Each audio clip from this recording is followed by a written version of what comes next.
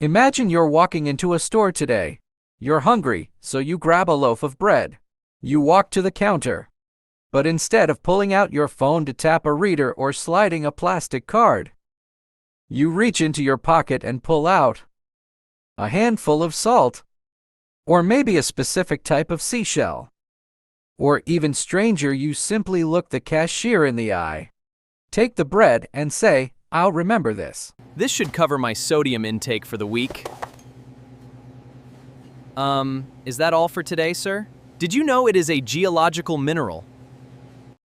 To us, money feels as natural as gravity. It's the invisible glue holding our world together. But for 99% of human history, money as we know it didn't exist. No coins, no paper, no digital numbers in a bank account. So, how did our ancestors survive? How did they build empires, trade across oceans, and feed their families without a single cent to their name? Today, we're going back to a time before the price tag was invented, to see what life was really like when money was a ghost. If you opened a standard history textbook a few decades ago, it would tell you that before money, there was barter. You have a spare spear, I have a fresh deer. We swap. Simple, right? Except modern anthropologists have found almost no evidence that ancient societies actually worked this way. Pure barter is actually incredibly difficult. What if I have a deer, but I don't need a spear? What if I need a new pair of leather shoes, but the shoemaker is a vegetarian? This is called the coincidence of wants, and it's a logistical nightmare.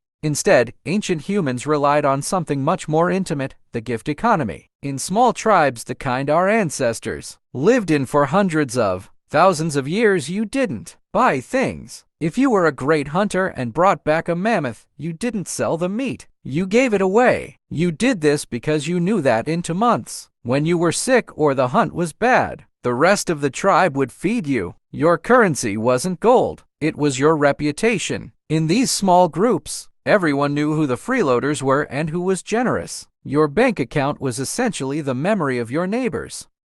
But then, something changed. As humans started settling down and populations grew, we started encountering strangers. You can't rely on a gift economy with someone you'll never see again. You need something tangible, something everyone agrees has value. This is where history gets weird. Long before the first coins were struck in Lydia, modern-day Turkey, around 600 BCE, humans used commodity money. In ancient Ethiopia, people used blocks of salt called amole. It was valuable because you could eat it, preserve meat with it, and it was hard to find. In parts of Africa and Asia, it was cowrie shells. These shells were small, durable, and impossible to counterfeit. But perhaps the strangest money belonged to the people of the island of Yap.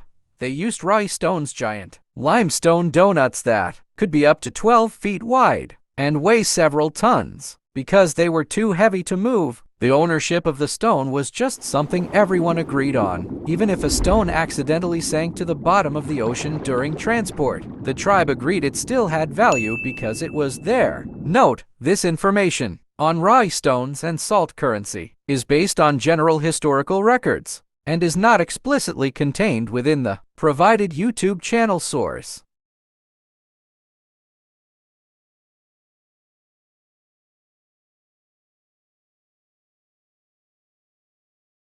So, what if we never made the jump to standardized money? What if we stayed in that world of salt blocks and reputation? Society would likely be much smaller. Money's greatest superpower is that it allows us to cooperate with millions of people we don't know. Without a universal currency, global trade would likely collapse. You couldn't easily buy a smartphone made of components from 20 different countries because the lithium miner in Chile might not want the specific reputation credit or salt blocks you have to offer. We would be forced back into hyper-local communities. Your world would shrink to the people you know and trust. We might be more connected to our neighbors, but we would lose the massive technological leaps that require global investment. In the end, money is one of the most successful shared fictions in human history. Like the clothes we wear to signal status or the traditions we follow when it rains, money is a tool we invented to solve a specific problem: trust.